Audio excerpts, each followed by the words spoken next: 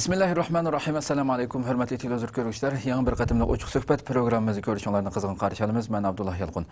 Hürmetli televizyon görüşler, bugün stüdyomuzga bundan burunma bir qancha katımlık söhbet programımızga teklif kılıp birge söhbet kılgan özü Şivsiyada yaşayotgan hürmetlik Uygur ziyalisi, jurnalist Nebican Aylan teklif kıldık. Hürmetli vaktin çıkıp kepegeli için köp rahmet etimiz.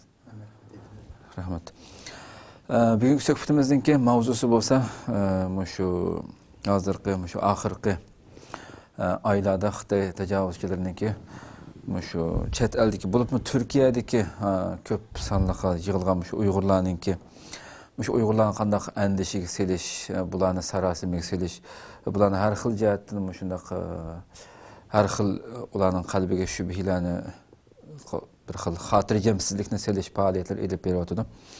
Bunun keyinde bunu har xil şekillerde ifadalash mumkin axborotda bo'lsin va oxirgi shu Turkiyaninki Xitoy bilan yiqilishish siyosatlarininki kundan kunga axborotlarda ko'plab chiqishi munosabatlarning ko'rinishdan hozir hech bo'lmasa yiqilishayotganligi ham uchur aloqa vositalarida bo'lsin Xitoylar hadab o'zininki odamlarini selib nurg'ulg'an qalayimqan uchur taqtish orqali bunu mu yana kuchab elib beryotdi.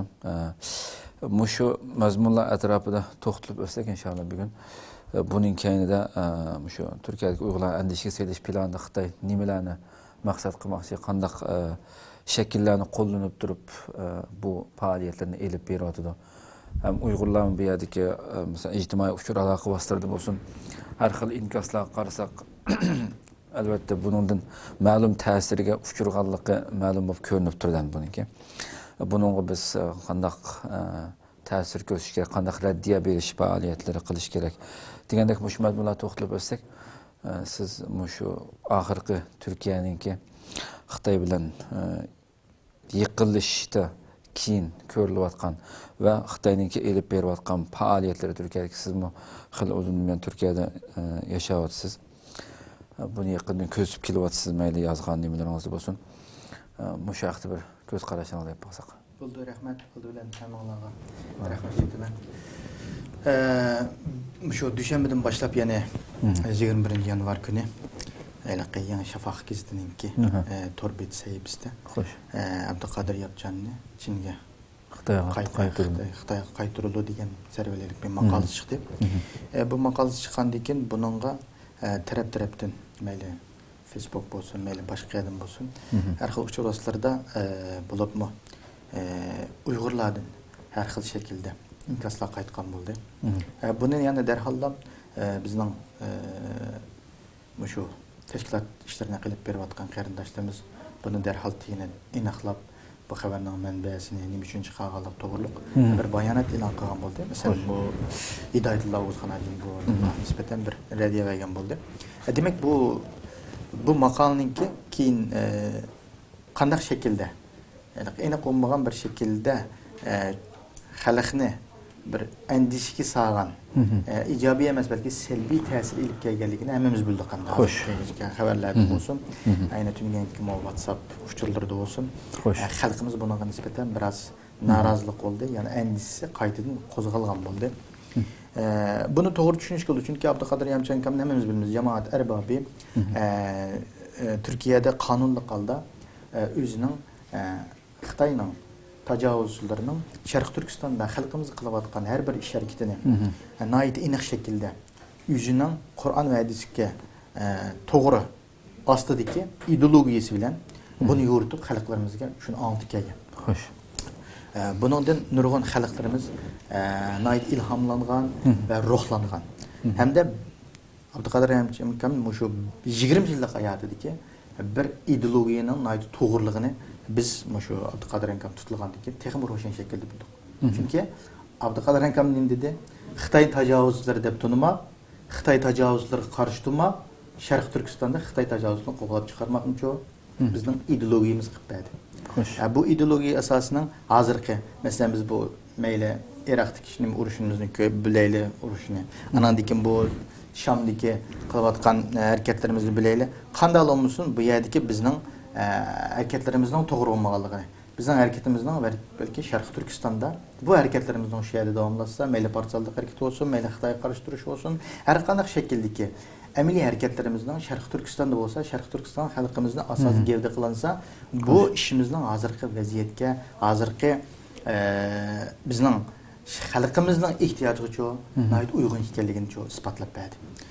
Demek anikeyndim bu Xitay bunundan endişlengen Xitay tajavuzlar qanday qildi deganda Abduqadir Yapchankamni çoğu yalğan böhtallarni Türkiye hükümetiga çoğu yollash orqali Abduqadir Yapchankamning yani gap qilish, yani fikir yurgizish, o'zining ko'z qarashini ifodalash nimasiga çoğu cheklama qo'yg'izdi. Yani Abduqadir Yapchankam vaqtli olsun çoğu nazarband astık elendi degan. Bu nazarband astık eleniş bizge biraz ağır tuyulgan bolsunmu, ama Xitay bu arkalık çoğu özünün Abduqadir Yapchankamni çoğu özüge karşı söz ve hareket çoğu şirketin çoğu tusup qilishning çoğu aldın almoqchi oldu. Endi şunu bilan birge anandikin her xil uçur vasıtalarida mayli Facebook'larda olsun, özünün tanrıtaqçısı, qandaq özünün jasuslari orqali pishni pasat Abduqadir Yapchankam bizni aytdik, biz tutdik, biz qildik, zodi biz vatanga ekitimiz, biz uni unda qilib etimiz, manda qilamiz degandek çoğu gaplarni tarqatib çoğu ba'zi bir bu ishning tegine tushunmaydigan, bu ishni bilinmayotgan qarindoshlarimiz çoğu endişe veyimsilik çoğu Türkiye'nin ve bizge bir hatırcam ya emasligini, Türkiye hükümetinin çoğu xudu bizge bir yüzsüzlük qilib qoladigan-dek, xudu bizning hammamizni tag'aga solib olib beradigan-dek şekilde çoğu bir xil veyime xalqimizda bu tabiiy insonda bo'ladigan narsa, bu buluşqa başladı. Bunun çın tutkan Xitay tajavuzçuları bu meyli Facebook'ta olsun, meyli WhatsApp uçurlarda olsun, meyli yakımızsa Türkiye'nin bazı bir kanalları arkalıkça Xitay press muhbirler ve ya ki Xitay'a işleydiğin vasıtsız insanların kolu bilen çoğu bazı bir uçurların tarqıtıp halkımız yani endişkisi ilişkiler kıldı. Hem de 21 yanvardaki bu 21 stadiki bu nimege nispeten etqanda bu Xitayning bu yani belki Xitay deyimiz mi yoki bo'lmasa ina qo'ymagan bir kishilarni o'zining bir buni o'zining siyosiy maqsadini ko'zlagandamda yoki boshqa bir o'zi bildigan maqsadlar shaklda bir masalan yaxshi niyatning yaxshi tadbir ilinmay o'tirg'i chiqqan bir nimasi deb tushunsak bo'ladi. Ammo qanday bo'lmasin bu ijobiy ta'sirini bekrek bizga salbiy ta'sirini ko'proq olib keldi.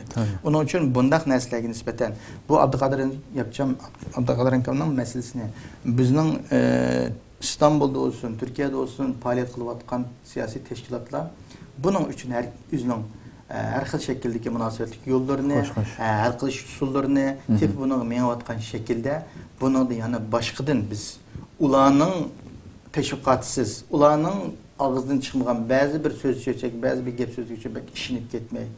Onunla pek bir oy mında olap gidem veyim bas kuzmay.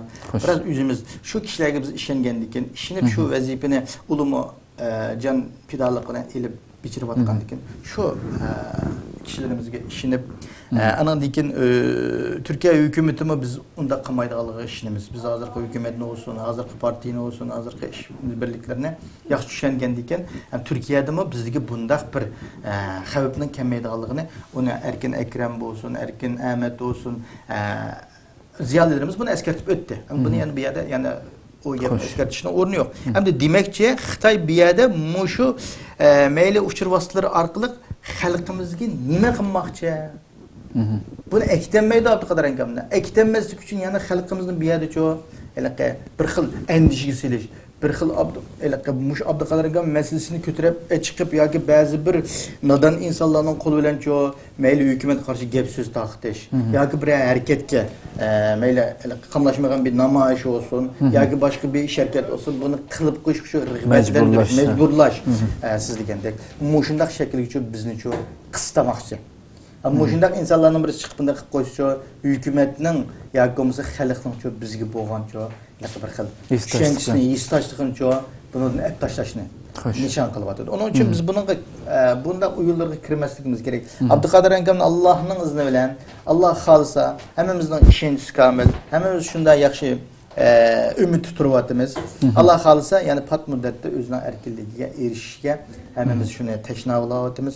Onun uchun xalqimiz bunun uchun bir salih duo qilib qo'ysa, ayliqi pishni basatqa yoki bo'lmasa bundaq ayliqi nima bo'lmaydigan ba'zi bir hattoki bu mayli Facebookda olsun, mayli WhatsAppda olsun, ba'zi bir aniq o'zining nimasi aniq bo'lmagan salayeti iniq olmagan insanların bu doğruluk pişini takip atkallığı yani bizni bir aram kılıyor. Yani bu salayeti iniq olmaganlık ki köpürekine ve Xitay'ın casusu da bilim. Demiş ki degende hazır Xitay casus durumu bizden WhatsApp uçurtları arkalık. Sınır kırış arkalık çoğu Türkiye'nin numara veya ki başka yerinin devletinin numaraları WhatsApp düşürüp bu arkalık çoğu yani bu yergimiz gücü sokunup kırıp bir yerde pişini basat takip atkallığı bizge məlum oldu. Onun için halkımızga bunda pişini basatlığa kulak sanmay şu kanunluk, nüfusluk teşkilatlarımızdan ularni chiqargan, ularni degancha, ularni targ'ib qilgan ish bilancha, shularning so'z bilan mangsa hargiz xatolashmaydi deb o'ylayman. Xo'sh. Endi ikkinchi tarafdan Turkiya Xitoy munosabatlari yiqilishi orqali hozir ko'ryapmiz aynan.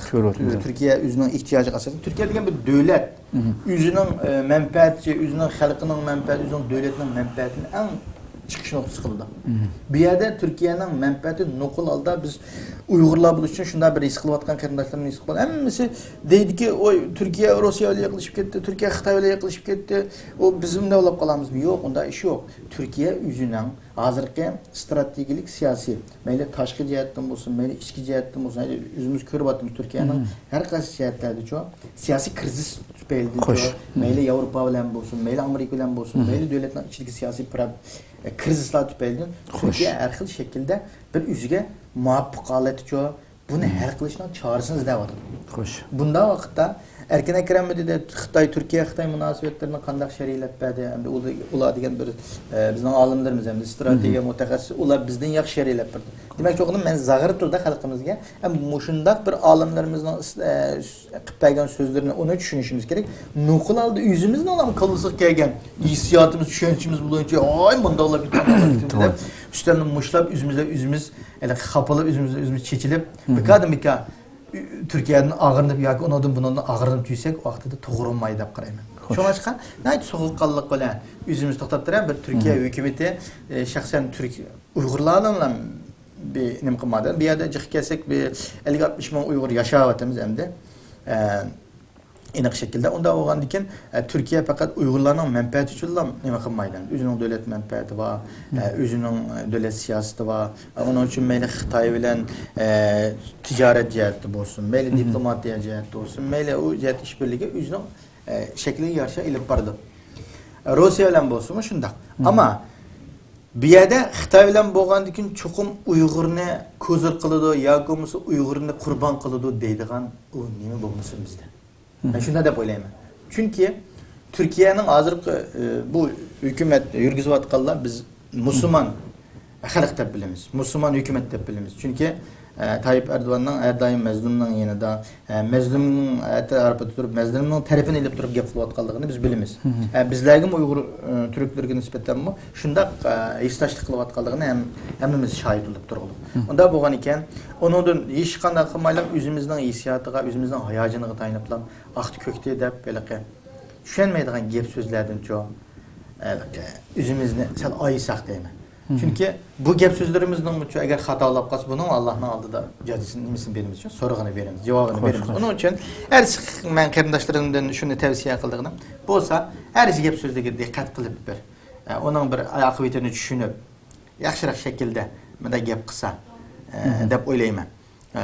O birisi hem de Türkiye Xitay münasebetlerinde mesela enerjiye nimesi var, her xil soda ticaretdeki nimesi var, münasebeti var. Türkiye'nin nurgun nesini erken ekrem degende Xitay'dan alıdığan nesleri var. Mesela enerjiye olsun, meyle teknikisi olsun, bazı cihetki gelişimleri olsun. Her cihetki de Türkiye'nin ihtiyacı var. Doğru. Türkiye en azan şekilde, en çoğu muvaffak şekilde olabilir bu ticaret nimesine kılış gerek.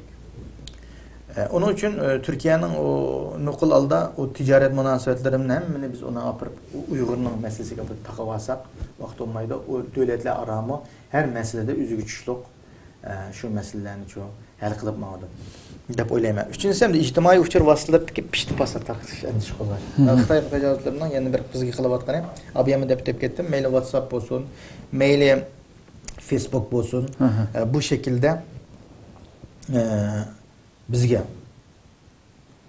pishti pasat bizga andish qilish, masalan, Tangirtog' ishtisi bo'lsin, ya'ni bir 4-5ninkini bizning Facebookda Harambog' Fatisi degan bir qarindishimiz bu Xitoyning josuslarining hammani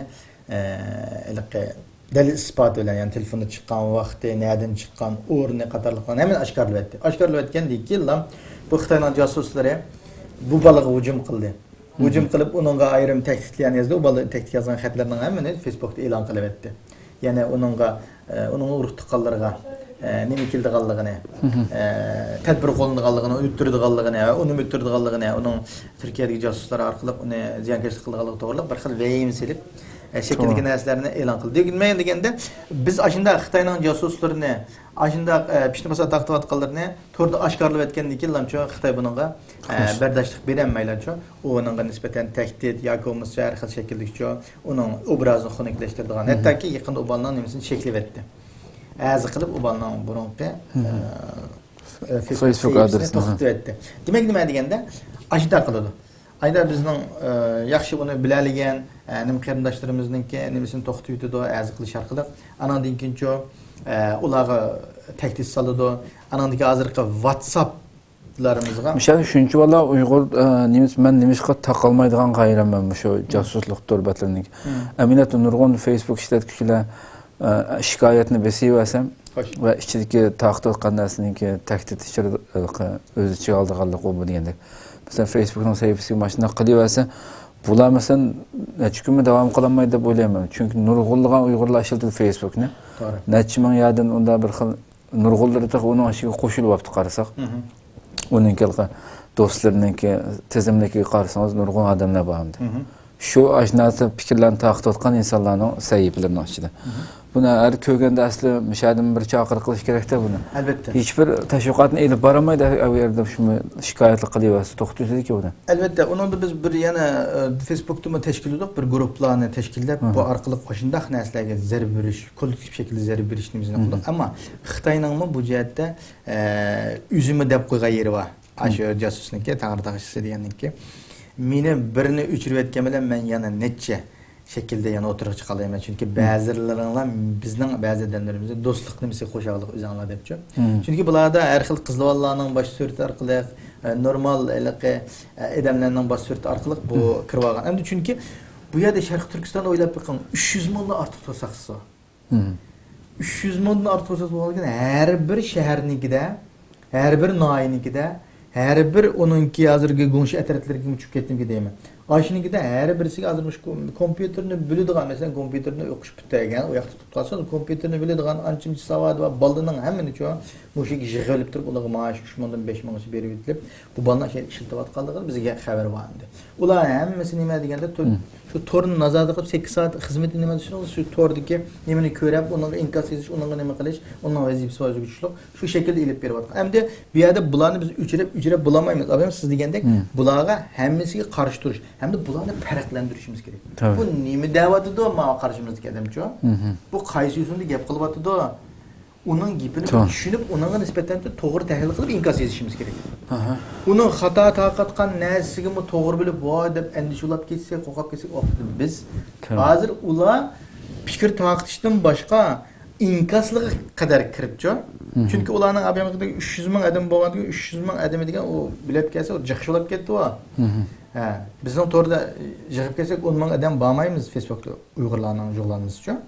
Demak nima deganda u nisbatlashtirsangiz endi bu jiqsan bu. Shunga hamda mushuning nisbatan xalqimizda bir narsa tushuncha bo'lish kerak. Ma taqtiyotgan mazmun nima? Bunga men inkos yozandim yoki buni qarshi inkos yozandim yoki buni to'liqladim. Hattoki uning o'zi taqtib bo'ylar. O'zi undan keyin uningga qilaqa nima bizcha inkos yozib ondan keyin yana birisi uningga paslashib, undan keyin o yerda g'alvalavasini ketdi. Boshqa bilmaydigan qarindoshlarimiz uning ichiga kirib qilib degan o'xshashcha. Bu shaklda mutlaqo aslida inkos yozish ham loyiq emas aslida. Albatta, uni zodi parvo qilmasligimiz kerak-ku. Yoki siz degandek pash qilish nimasini? Pash qilishni emas, shikoyatni emas. Shikoyat nimasini besib tiplam. Özümüzün başka işimizni kılıversak bo'ladi. Onun işe kirip kalsak birisiga vaqtimiz ziyan, yana birisiga cho elaqa axlatlardan bizga cho zarar yetib qoladi. Onun uchun unda vaqtimizni u yerga isrof qilmay bizning cheklik vaqtimizda biz yaxshi nurg'on ishlarni qilishimiz kerak. Hamda WhatsApp torida, WhatsApp sahiflarida hozir WhatsApp to'plari jixlab ketdi. Bu to'plarga so'qinib kirib, bular qanday qilyapti desangiz, bular shu yerdagi o'zining masalan ulkan birisini pash qildi. U Aqsudan chiqibdi. Onunki nimani bir qarinishimiz bayqab qopti. Bayqab qolgandan keyin undan paranglashib, ondan keyin uni bizga xabar qildi. Biz uning o'rnini belgiladik. Belgilab bo'lgandan keyin ana bilib olgandan keyin uni salaydi. Andan keyin uni telefon ochdik. Telefon ochgandan keyin uning telefoni yolg'on telefon chiqdi. Yani itik telefon chiqdi. Andan keyin uni surishtirib orqali bizning asli salaydi oshkorlangan bo'ldi. Demak nima deganda, mushundoq to'qinib kirib, u yerdagi masalan Qashqardan bo'lgan bo'lsa, Qashqardan chiqqan qarindoshlarimiz mishada Qashqardagi yurtdagi qarindoshlarimizni uning salohiyatini bilib, uning oilalari bor ekanda, oila yurib balangizga nimadan bizga appasin. Turkiyaning nomeridan birini appasin, bizga nomerni avatsin. Biz shu nomerda orqali pul to'lab ichilib turibsa, menga deya WhatsApp tushirib olgandan keyin, anandan keyin shu WhatsApp nomeri orqali texmi yaqin shaklda bizga so'qinib kirib u yerda biz mana buni qo'shib qo'yinglar deb to'g'ri keldi ya. Bizga ba'zilar ulanmalarni hozir biz nimaga avatyapmiz? Masalan, WhatsAppdan Facebook'larga avatyapmiz. Uni basalar o'zi avtomatik kirib ketadi. Bu dimizmi kirib ketadi. Unda bo'lgandan keyin bu shu dimizmi kirib ketadi degan ulanmadan kirib olibdi. Ayada o'ziga tushlik, o'ziga xizmat qilgan odamimiz deyotganda. Hamda u WhatsApp to'pidagi gaplarning hammasi u bir maxfiyatlik emas. Buni uch qashqari deymiz ham deyadiki. Munozaralar bo'ldi, gap so'z bo'ldi. U yerda bir maxfiyatlik yo'q. Ammo ayadagi ba'zi bir qarindoshlarimiz uchun o'ziga bo'ysundirishga, o'ziga xizmat qildirish uchun ular yeng tush qilib mandaq shaklda qo'llayapti. Endi mushuning uchun qarindoshlarimiz biroz ehtiyot qilsa, diqqat qilsa, hushyor bo'lsa, buning oldini olib bo'ladi. Chunki o'lim inson ya, uning qilayotgan ishi bir yuqori texniklik narsa emas. Shunga bo'lsa, mushuning ishlarni farqlantirsa demoqchiman. Farqlantirib hushyor bo'lsa, endi bu Xitoyning bizga elib berayotgan yana bir andisha suiqasdidan birisi deb qarayman. Hamda Xitoyning Turkiyadagi josuslik faoliyatlarini jonlantirish orqali andiksalash. Ekan sizlardan bir xabar chiqdi. Bir 11-17 kuni Sabir Bug'ra, ya'ni Bug'da ekan. Bug'dami ekan? Sabir Bug'dani bu Turkiyadagi Xitoy elchixonasining boshlig'i ko'rishishi bu xabarlar chiqdi. Ama bundan burun bu 6 yil bo'lgan Uyg'ur uyushmasi, Uyg'ur tijoratchilar uyushmasi bu. Bununkidagi bu narsa 6 yildan buyon bununki bilan necha qitim unda ko'rishishlar. Nurg'un faoliyatlarni ilib berildi, yangi yillik faoliyatlarni ko'rdik. Yoki oshkora yushirin so'rovlarni bilimiz. Demak, buning bu xabar orqali bu nimadan tarqalishi nimadan beradi deganda mana biriga necha signal bermoqchi bizga bu orqali. Biz onun qanday odam ekanligini iliq kuni bizning muloyizalarimiz uni taklif qilib bo'ldi, bunga kirmaymiz. Ammo bu yerdagi da'vat qanday Xitoy bu orqali bizga nima demoqchi deganini bilishimiz kerak. Xitoy buni ziyorat qildirishni oshkorlab etish orqali bizga nima demoqchi. Agar Xitoy davlati, Xitoy tajovuzchilari Turkiya bilan savdo qilmoqchi bo'lsa, Turkiyada undaq savdo, uning kuchli savdo korxonalar jiqadi. Şunaqa deymi? Tabii. Endi unda bir savdo korxonachilar var, hattoki nurg'un iqtisod mablag' Xitoydan mol ilib amaliyotda yani %90% yani Uyg'ur Xitoydan mol ilib tijorat qilgan Uyg'urlar balkim 10% bo'lmasa mumkin. Turkiyada masalan har yiliga 20 necha milliard dollarlik mol kirdi ekan Turkiyaga. Bunun ko'pinchisi %95% deylik Türk tijoratchilar tarafidan keltirilgan. Bu jamiyatlar hiçbir alakası yok. Elbette alakası yok. Hem de bu yerdeki bunun uyuşmazlık ezalarının bizden bilişimizde 200'den artık Uyg'ur tijoratchilar ezalarının. Onun o yerga kirib ketishga hem de bu tijorat uyushmasi buningda yeşil chiroq yakib berganlar. Ularga yoki kirib yerda mablag'lar do'kaytish yoki boshqa bir ishlarda buningga yo'l qo'yaylik Xitoy bilan qildi. Endi nima ishqa buni 6 yildan yana nimadan keyin qurdi ham bu hozir buni bu kun tartibga kelib buni xabar orqali bizga bildirishning maqsadi nima deganda Xitoy bu orqali Uyg'urlardan Türkiye'nin bazı bir ikki xil nimaga yetmoqchi deb o'ylayman. Birisi Turkiya xalqiga qaramana biz Uyg'urlarga mustaq bir nimaga yetib bu yerda Sharqiy Turkiston davosini qilayotganlar faqat bir uchun kishilar deb bizning bir necha tashkilotlarimizni ko'rsatgan shaklda bizni bir uchun kishilar deb bir az bir qism dushman qilib ko'rsatmoqchi. Bu ko'rsatmoqchi. Yana birisiga Uyg'urlarga nisbatan degende Uyg'urlarga nisbatan yana bir endişin sanmoqchi. Qarayman bizning mana bo'lmasa, shunda ma'no bo'lsa, işte foydalisa, işte ziyon tatmaysa, Turkiya hukumati sana yeşil chiroq yoqib beradi, g'alaba bo'lmaydi. Unda qarshi tursang, andan keyin bir ziyon tatsa, mal bilan bizning ishbirligimiz var. Yani ma adamlar arqılıqma seni biz her qanday şekilde her xil şekilde seni biz tura alayımız degan bir şekilde bizi onu ko'zir qilib ko'rsatmoqchi. Bo'lmasa uning o Sabir Buğda deganning siyosiy kengashga a'zo bo'lib Turkiya fuqarosi hisoblanadi. Turkiya fuqarosi. Uning misol aytdi, uniki boshqa bir davlatning siyosiy kengash a'zosiga qatnashish nimasi bor. Andan keyin uningki hozir shu uni Vinjabonun kelgani ko'rishi va boshqa Xitoy rahbarlarining kelgani ko'rishining nima asosi bor? Demak, nima deganda bu Xitoy tarafidan bir desteklanayotgan. Tabii. Xitoy tarafidan bir biz uchun bir qalqon sifatida bizga qarshi ilib berayotgan bir uyushma ekanligini manda tushunishimiz kerak. Bunda tushungan vaqtimizda, anan keyin bu Xitoyning bu orqali bizga Sharq Turkistonni mustaqil qilaman, Sharq Turkistonda Xitoyning zulmi va deganligicha bir qalqon sifatida qo'ygan. Unda zulm yo'q deb, haliqi bir men yangi yil kelayotganda qiladi bular. Haliqi bir o'quvchilarni 7-8 o'quvchini pul taqib qo'yib, mukofotlab qo'yib, andan keyin yana bir jihatdan nimaga rol o'ynaydi desangiz, bizning odamlarimizni tijoratchilarning Sharq Turkiston Shu faoliyatlarga men necha odamdan rasmiy telefonda ko'rishdim, shu Xitoy konsullik o'rlashtirgan shu faoliyatlarga nurg'un Uyg'urlar pul taklif qilib turib, qiyinchilik va uyda oilalarni unda qilib, yig'inga olib borish uchun pachat kiyimlarni olib berib, shunda chaqirayotgan ishni Sabir Buğda'ningki qilayotganligini oldim. Demak, nima degasangiz, bu yerdagi aniq narsa Sabir Buğda'ning vasitasi orqali Xitoy u maqsadga yetmoqchi. Chunki uni bir turk qilsa qilolmaydi uni. Bilammi? Uni cho'qim shu bizdan bo'lgan bir Uyg'ur qilish kerak. Uning uchun Sabir Buğda'dek bir uyushmacha Xitoy desteklab uni qurish kerak. Hem Sabir Buğda'nın o'zining yanchig'iga foydasi var. U yanchig'iga foydalan qildi, men xalqni satmadim deymiş anlasan. Ama u xalqni qanda iniq o'zining og'zidan satmagan bilancho, u g'ururni, qilayotgan ish harakatini hammasi ajihatdan bizgacha siyosiy jihatdan setyapti. Tushunammi? Çünkü bizning siyosiy harakatimiz to'sqinlik qilyapti. Shu bizning atrofimizdagi mayli tijoratchi bo'lsin, mayli o'quvchi bo'lsin, mayli normal inson bo'lsin-chu, hammani-chu ularni sumirib Xitoy tarafiga o'tkazmoqchi. Ya'ni bizdek uning Xitoyga ochiq oshkor qarshi turayotgan mayli tashkilot bo'lsin, mayli jamoat bo'lsin, mayli-chu xalq orasidan-chu bir qism ashining yan bizning Xitoylar Uyg'urlarni o'ziga aketmoqchi. Yani bizim yetim kıldırışını maksatlı. Yani bizim bir uçumu akıl düştüğün bu hareketin çoğu burada devam kıldı deyin ki. Şu an bu hareketin bu canlanğanlığı Xitayning yani bir siyasi taktiksi ve bizi kılavatkan endişesinden bahsedip qarayım. Anan keyin yana birisi, 5-incisi mana yaqında mana kun tartibga müşahid kun tartib kelyapti. Turkiyaning Shanxay hamkorlik teşkilatıga a'zo bo'lganligi. Ya a'zoligi iltimosini sunmay Şu gaplar ifade bildiryapti. Buni da Türk matbuotlarida keng yer eliqliq. Buni tuninki mi aldığınız günkü neminan? Ama TRT'nin Uygurca nemi söhbət proqramında Erkin Ekrem nəhayət yaxşı izahlab beribdi bunu.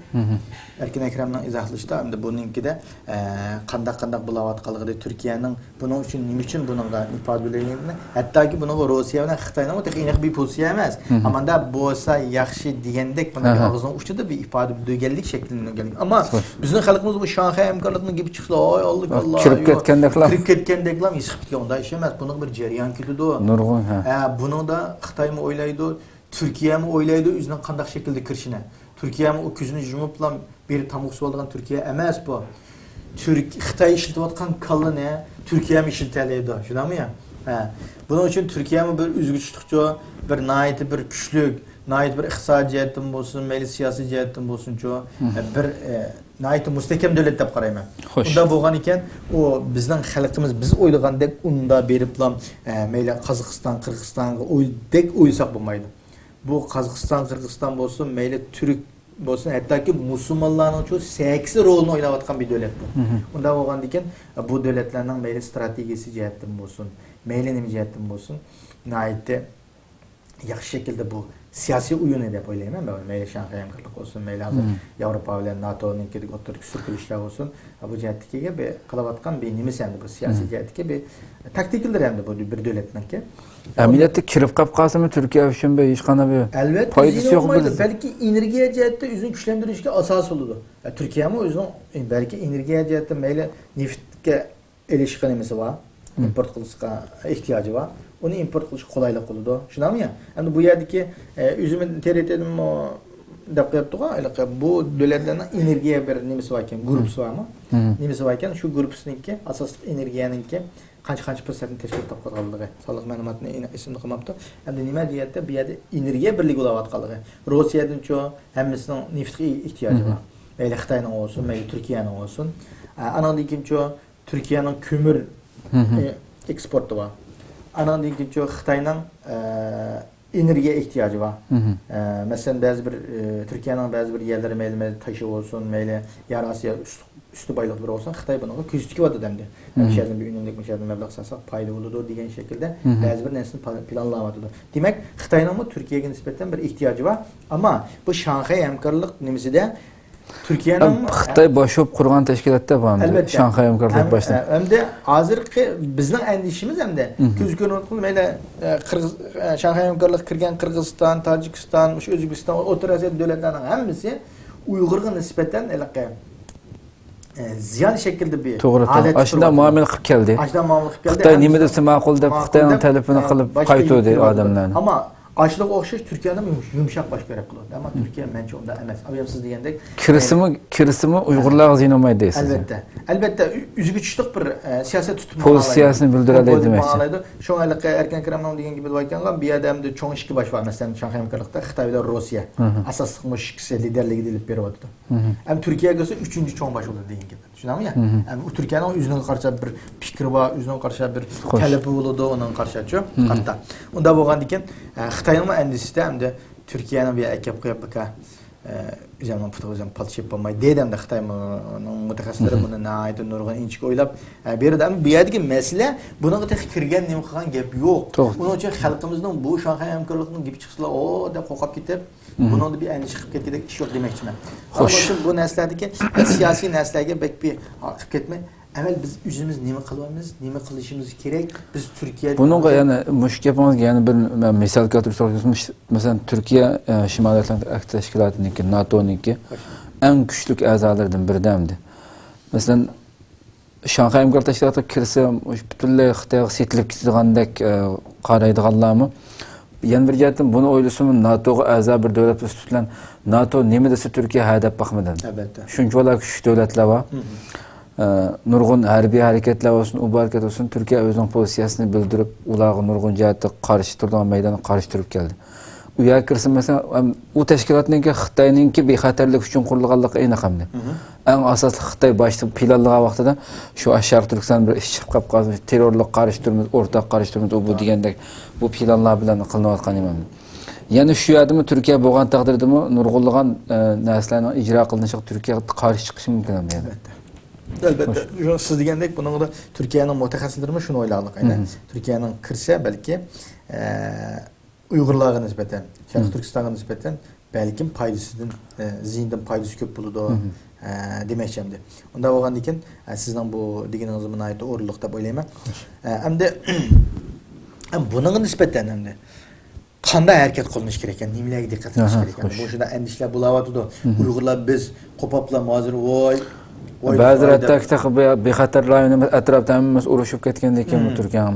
Mesela hatta bir yerden ketishni o'ylagan Uyg'urlarning albatta bu masala ikilimiz hazır. Endi bu yerda Uyg'urlarga nisbatan abiyamqidek ehtimal endişler şekilde bulayotgan ekan.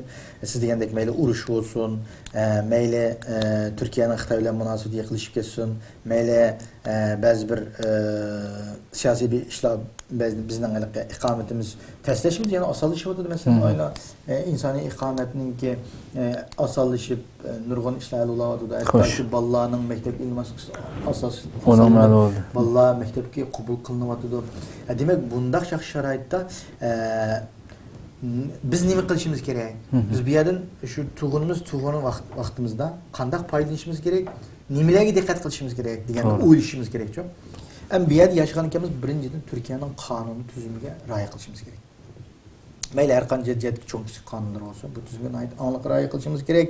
Bizning yurish turishimiz, mengishimiz, gap so'zimiz shu biraz o'zimizning shu musulmonlik salohiyatimizga shu mos kelish kerak. O'zimizning og'zimizda shaklimiz musulmoncha, ammo harakatimiz, so'zimiz musulmoncha bo'lmasa qolsa vaqtda to'g'ri bo'lmay qoladi deb o'ylayman. Turkiyada yashagan ekanmiz, avval chuqur mishaning turk tilini yaxshi o'rganishimiz kerak.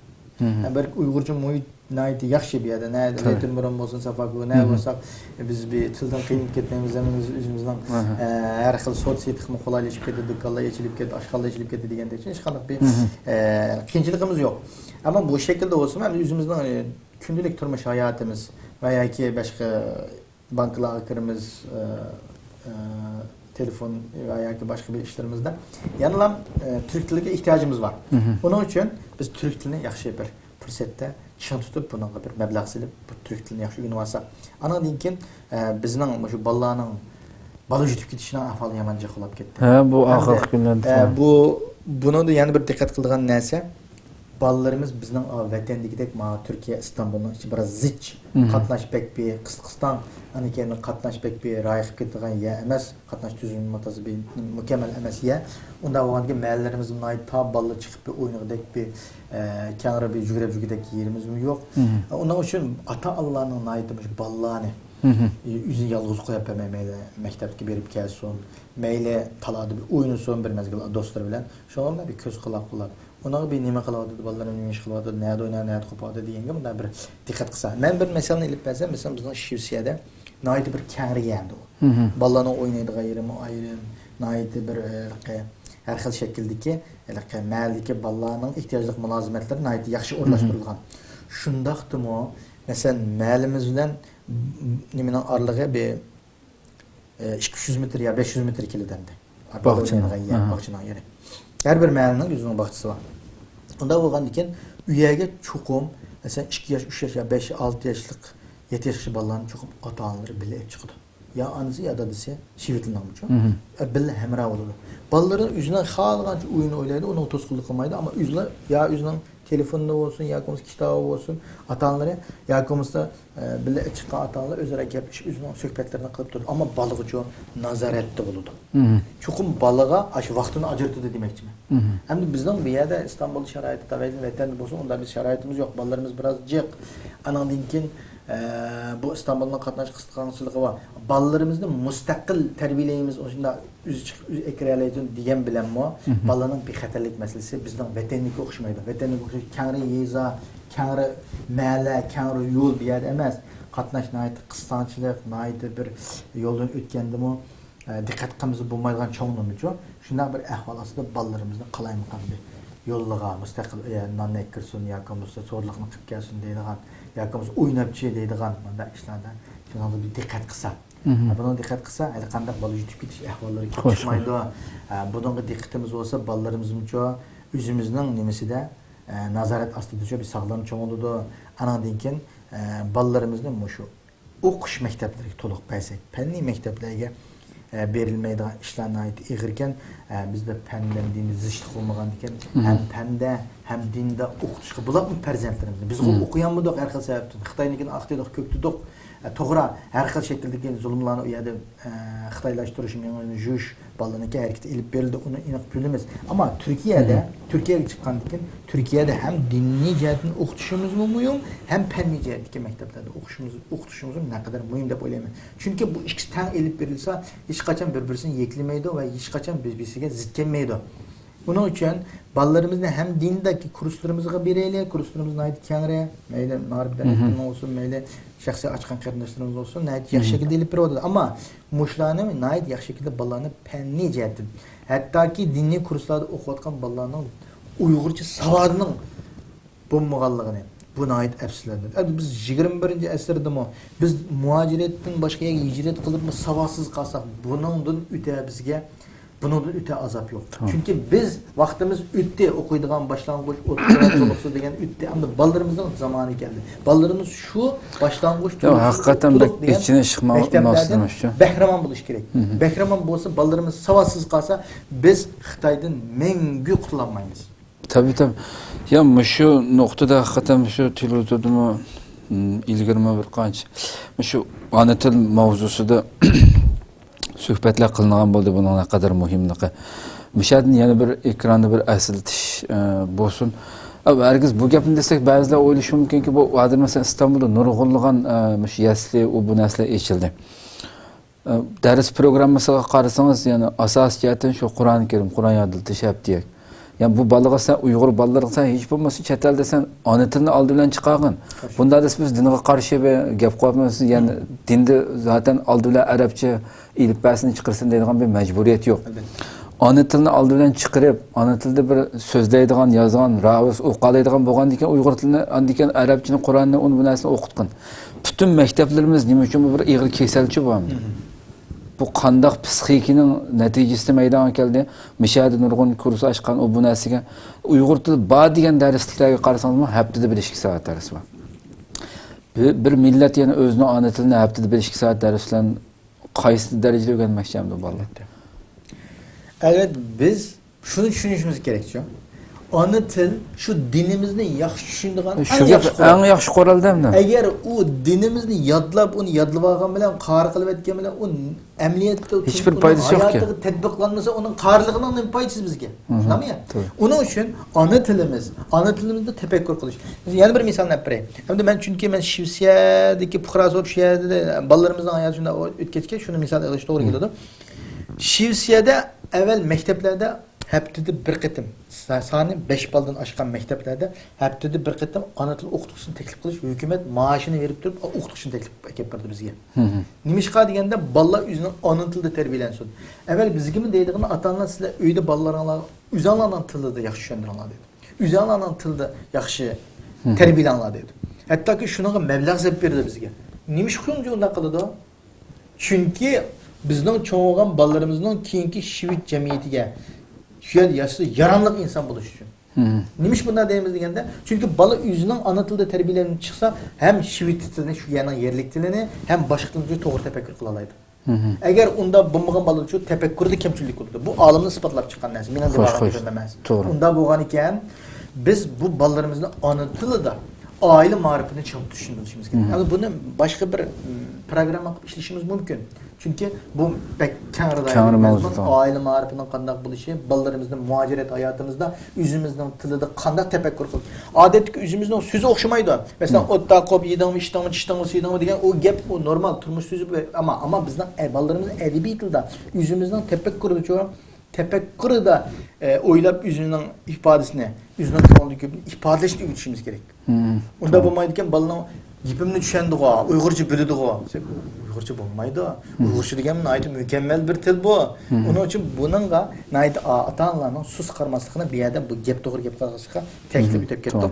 Hamda programmamizning boshqa nuqtalari asosliq bu jihatdagi Uyg'urlarning bu yerdagi bu endişiga nisbatan qanday diqqat qilamiz degan masalaga nisbatan bolalarimizni tarbiyalashimizga, anandan ikkinchi bu yana qonunlarga rioya qilib yashashimizga, turk tilini o'rganishimizga, anandan ikkinchi deganda mishadagi hayatımızda tazlığımızı bir diqqat qilib qo'ysak. Hamdayliqi manda desam, ba'zi qarindoshlarimizning ko'ngli kelib ketmisan. Chunki manda bizda bir gap bor, kislarni yushusan o'liming oshkora deydi-ku. Bizdagi illatlarni biz yüzümüzdeki illetini yüzümüz körüp yetmesek, yüzümüz düzeltmesek o vaqtida başka bir skil düz tüpemeydi. Mesela ben Ulug Camiye'ye zeytin buran diken, Ulug Camiye'ye namazı kırdım, cüpla paypak buraydı değil mi? Hem başka meçhillerge kirimiz biz, Türkler köp meçhillerge kirimiz, o yerde undaq bir avanın nimesiga duch kelmaymiz. Nimishqa deganda bizdeki bu, çünkü bu nima deseniz, çünkü men vatandagi vaqtimda 2007-2006 masjidda xizmat qildim-ku men. Masjidda mudir bo'lib xizmat qildim. U jarayonda biz xalqimizning shu putini, paypiqini almashtirib bo'lolmay, oxiri iliq bir ko'ylaq lat paypaq tikkizdik raqtin. Raqtin tikkizib shuni kiyib oldik-ku. Bir vaqtlarda Urumchida mana Sulyov narsani kiyib kirdigan majburlagan. Majburlagan. Ashini bizni shunday qilib, ashini kiysin, ashini g'irbatlandirdik. Anandan ikkinchi uni haftada bir qitim yug'izdik. Pakiz olsun, şu olsun deb. Nima deganda adam secdega borganda jup bilan boshqa bir fraydandı. Nima deganda bu yerdagi biz u ayığımızın Xitayning eski plastik narsalar yasaganligi shu pratidamdoq yoki paytqamizda ras jumamdoq, ras almashtumamdoq. Ham Turkiya degan nayt bir musulmon degan endi bu nayt pokizlik iymonning yerimi tozlik deymiz. Ham bu tozlik degandiki bunaqa bir diqqat qilsak. Bu tozlik degan qandaqdir namozning vaqti o'qilganimizda misol ibodatning yeri bo'lgan bu tozligimizga uni ahamiyat berishimiz kerak. Bu şekilde emas. Biz çok ona emniyetçe jariy qildirishga diqqat qilmasak bo'lmaydi. Shuning uchun bu jihatdagi narsalarga qilib qo'ydik hamda qarindoshlarimiz buni to'g'ri hazm qilib bu shaklda. Chunki biz bu yerda shu shaklda shu harakatlarimiz orqali shu bu yerda atrofimizga qarindoshlarimiz uchun noroziligini keltirib qo'yapmiz. Buni nima uchun deysiz desangiz. Chunki u yerga kirgandan keyin boshqalarda deb qolgan ekan şöyle yerli xalqlar, mayli u turk olsun ya başqa yerdan kelgan musulmonlar olsun, ularning bir chiqildab qilishi uchun biz uchun toz yaxshi emas deb qarayman. Chunki hozir bu bizni aytib keldik, mayli Turkiyada mushtabda muhojirlarga to'ynuqliq. 3 milliondan ortiq suriyalik qarindoshlarimiz var. Bizden o 7-8-10 ming Uygurlarımız var, başka kilovatkan başka yerden kelgan musulmonlar var. Mesela üzünden yerleştirip kilovatkan başka bir Türk musulmonlar var bir yerde çok. Bunda bo'lgan ekan, zadece bir yerde biz pulu bilen bir mescid namaz okuyumuz, aralashib yaşayımız, mesela hoşna bo'lmaymiz shundan nima, oyatki tozligimizga, ba'zi bir axlatlarimizni zaldarimizga tashlab qo'ymaslik. Ama bir necha yerda menga inkas keldi-ku, men birinchi hattoki ijara berganlarning balli kichik bolalarning koridorlarga taraq qilib qo'yishi, uni vaqtida tozlamay qo'shnilarning norozilik qilishi deganga o'xshash. Bu hamma millatda bo'ladi. Ammo biz nima uchun deymiz? Biz o'zimizning millatdagi ahvollarni deb tuzatsak, buna diqqat qildirmasakchu bo'lmaydi. Chunki biz qilayotgan da'vo musulmonlik da'vosi. Biz qilayotgan da'vo Uyg'urning da'vosi. Unda bo'lgan ekan biz Uyg'urlarimizga mushu da'voga ziyonkashlik qiladigan, mushu da'voni xunuklaştiradigan ish harakatlarimizni bo'lmasligimiz kerak. Biz o'zimizning tafakkuridagi vatanimizdagi ideyamiz bilan vatanimizdagi ko'z qarash hayajon bilan yashamasligimiz kerak. Chunki biz bu davlat yashaydiganmiz, mushu davlatga mos shaklda tefekkürümüz bilen müşdületten çoğu nimisi singen halette yaşsak mesela belli bir ziddiyetlerden müstesna kalımızda böyleyim. Şunun için bu neslige dikkat kılıp koysa hoş bu neslin bu nesli küçük nesli zorlayıp mazlum buldu diyende bizim mevcutluğumuz tesir ediyor. Bunun da düşmanlık paylanıp gitti. Doğru. Onun için paylanıp gitmesi için bu neslin qarindoshlarimizni eskartib koydum. Anan dinkin Xitayning yana bir eng cho'ng maqsadi nima deganda Turkiyadan bizni qo'g'lab chiqarish planining boshlanishi. Qana buni qana deysiz deganda bu abam endishlarni soldi. Voy Abduqodir akamni tutib oldi dedi. Voy aql ko'kol, voy Xitoy hamkorlik, Shanxay hamkorligi kirgan dedi. U bo'lgan. Ana keyin ba'zi bir qarindoshlarimiz, chunki nurg'un qarindoshlarimizning qo'lida insoniy iqomatdan boshqa narsa yo'q. To'g'ri pasportsiz kelgan. Ularning vayimiz bo'ldi. Endishsiz bo'ldi. To'xtab turadi.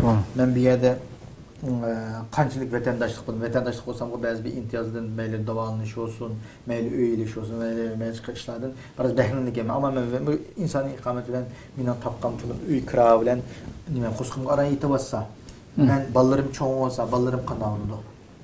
Şuna mı ya? İnsan yani tabii ki de kanalsı bu. Anan dinkin bu ya diliyetin bu Türkiye'nin Xitay bilen münasebeti yakın bulup geçse, ertügün minima apar bir yerga topshirib beradigan shu olib kelsa yoki tutib qolsa men qanday qilaman?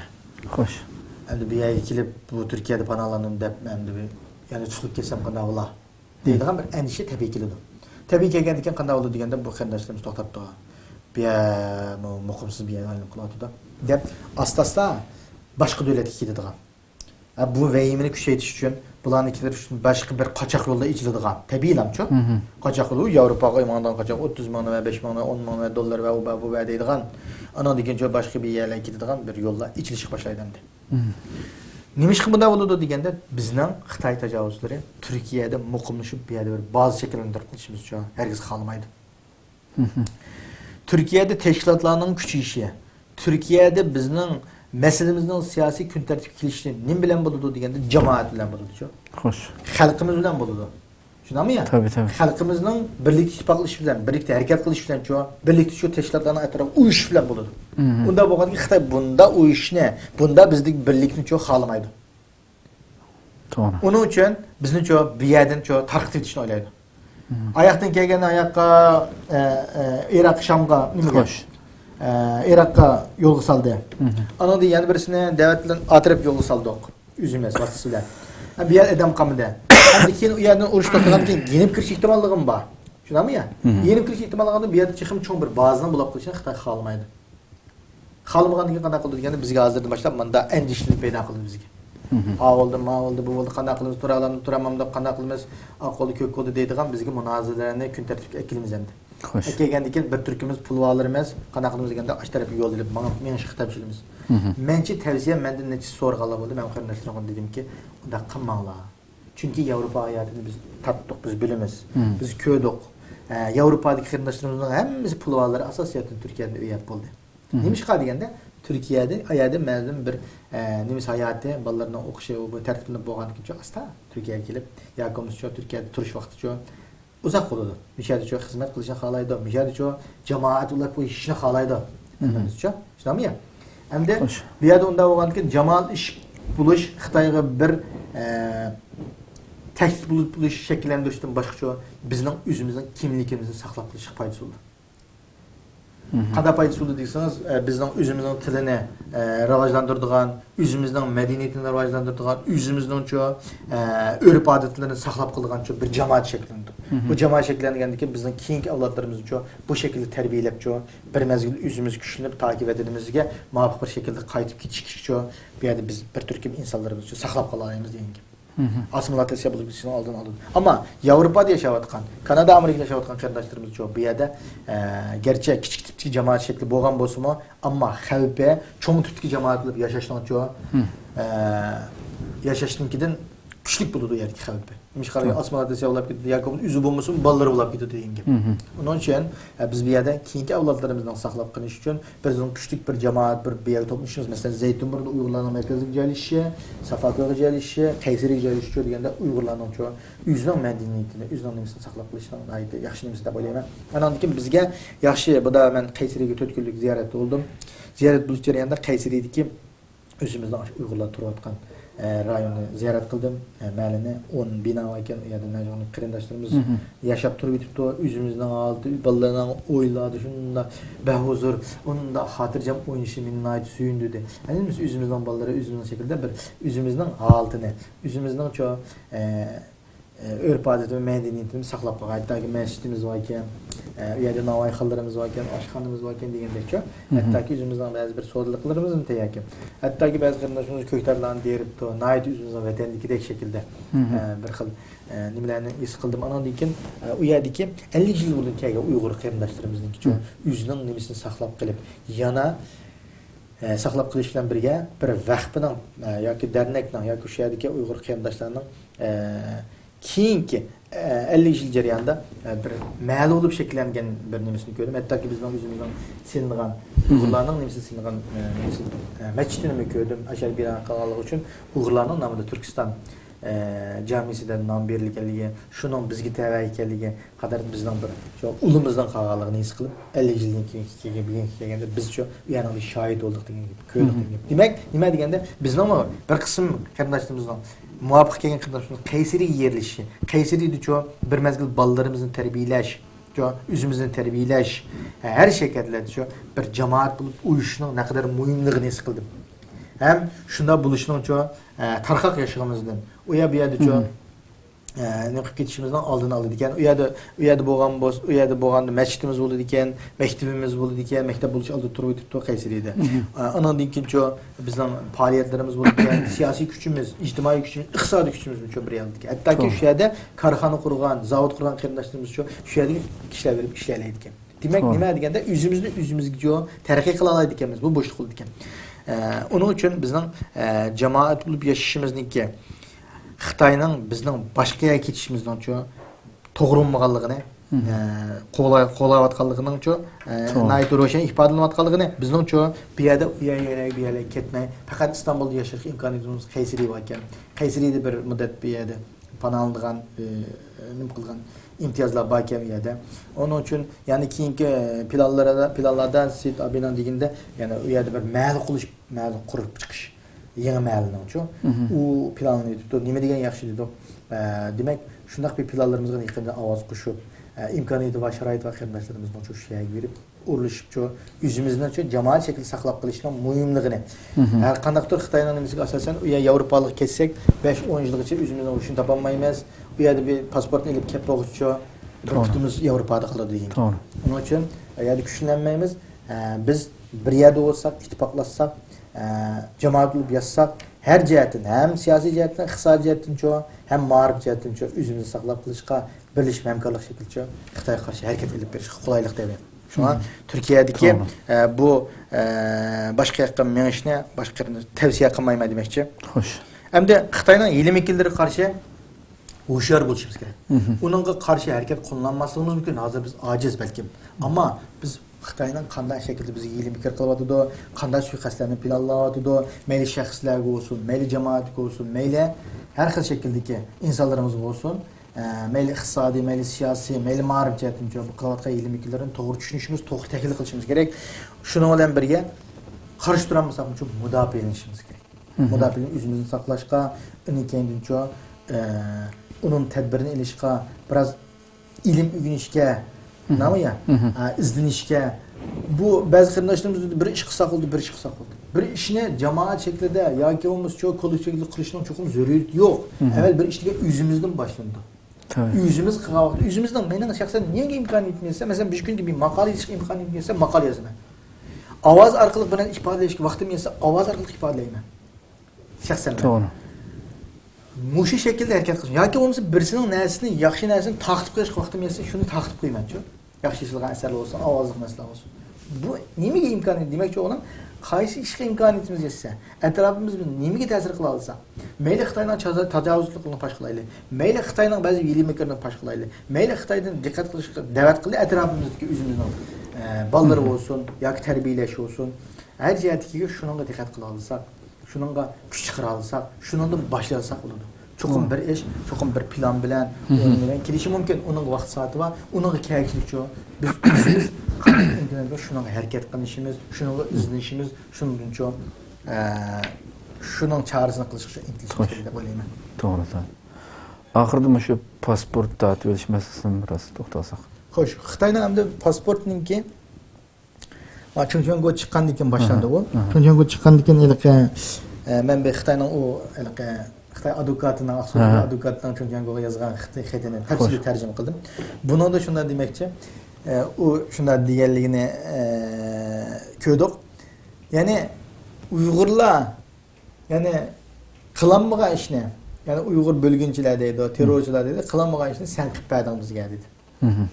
Sen xalqni yig'latmayman degandan, ammo hozir xalq yig'lab ko'zining yosh chiqishga boshladi, sen faqat buni ko'rmading yoki anglamadan dedi. Demek nima deganda bu yerdagi vaziyatcha Xitoy o'zining qo'li bilancha biz o'zimiz orzuga biz qilolmaydi ahvolancha Xitoy qilib berdi degan.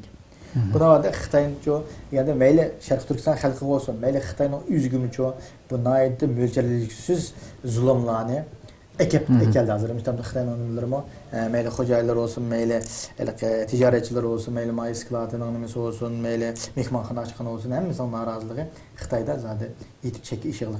Shunga hozir Sharq Turkistonning iqtisodiy saviyasicha noyat tushib ketib, hozir nimaga qadam qo'ydi desangiz, shu muhojirlarnicha Sharq Turkistonga mablag' solish g'irbatlantiryapti. Nima ish g'irbatdan bu yerda ikki xil narsa. Birisi pulga ehtiyoji bor. Yana birisi aning orqali o'zining manfaatini qo'llash uchun ani qo'rg'on qilmoqchi. Mablag' solish insonni. Shundan atrofidagi insonlar u yerdagi mayli iqtisodiyatga bo'lsin, mayli siyosatga buzg'unchilik yoki bo'lmasa ba'zi bir harakatlarni qo'llanib qilishni oldini olish uchun.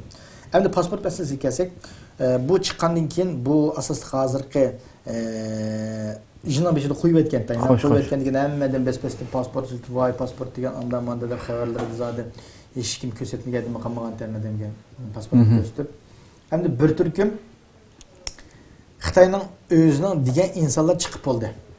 Chiqib bo'lgandan keyin bu insonlar Xitoyning o'ylig'inidek bu o'tir sharqdagi urush biroz keyinga chekinishga boshladi.